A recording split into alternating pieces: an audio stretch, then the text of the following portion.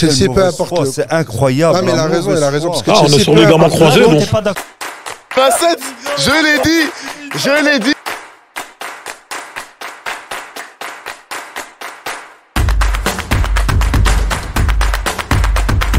Par exemple, Leverkusen, je crois, en Bundesliga, il y a eu 10 journées. Ils ont 9 victoires, un match nul contre le Bayern, Munich. Ouais. Et au niveau du jeu, quand on regarde, c'est agréable. Parce que voilà, ils ont fait confiance à un coach, ils l'ont laissé travailler et il n'y avait pas la pression. Tu as raison de mettre l'accent sur les coachs parce que tous les clubs que tu as cités, c'est tous des coachs qui sont dans la hype du moment parce qu'ils pratiquent un beau football. Tu vois. Bologne avec Mota, Xabi Alonso. Giron, je sais pas c'est qui le coach, j'ai oublié, mais... Le frère de Guardiola. Non, ça c'est le président, ça. Non, mais j'ai oublié son coach. Mais il parle vraiment au hasard. Brighton, t'as 2 Zerbi, tu vois, que des coachs. Même en Reims, en Ligue 1 avec Will Steele, tu vois, c'est tous des coachs qui ont un peu des nouvelles idées, tu vois.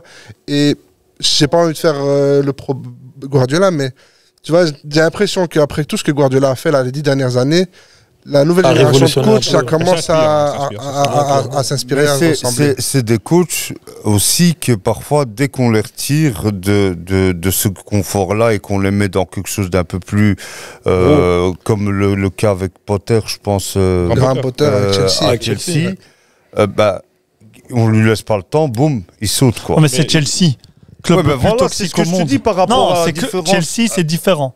Toxicité ultime. Chelsea, peu importe. C'est incroyable. Ah, mais il a raison. Parce que on est sur les gamins croisés. Donc, t'es pas d'accord avec lui, 6 c'est mois pour mauvaise être foi. performant, après t'es dehors. Tuchel, il a gagné la Champions League avec eux, il a raté 6 mois après, ils l'ont déjà mis à la porte. Tu vois, donc, c'est pas lié à ces petits coachs-là spécifiquement. Il y a dans les gros clubs, tous les coachs, ils sont mis à rude épreuve. C'est normal un peu. T'as pas de résultats, t'es tu vois, dehors. Chelsea, par exemple, les résultats qu'ils font là, c'est quand même décevant. Enfin, tu vois, normalement, tu dois avoir un minimum de résultats.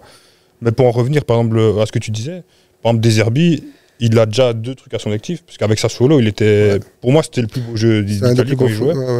Et là, maintenant, Je me souviens. Et du coup, maintenant, c'est l'étape d'au-dessus. Pour moi, il est prêt maintenant pour passer à l'étape d'au-dessus. Il y a aussi, j'allais dire Ange Postecoglou aussi.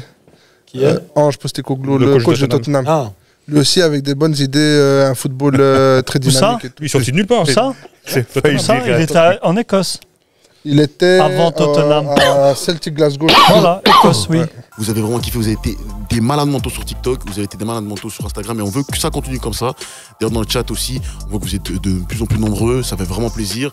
Donc qu'est-ce qu'on fait? On s'abonne à l'Instagram, on s'abonne à la page YouTube bien évidemment, on s'abonne aussi au TikTok pour ne rater aucun des contenus ligaments croisés parce que ce qui est sûr et certain c'est que cette année on va vous bombarder en termes de contenu. Donc voilà, faut rester à l'affût.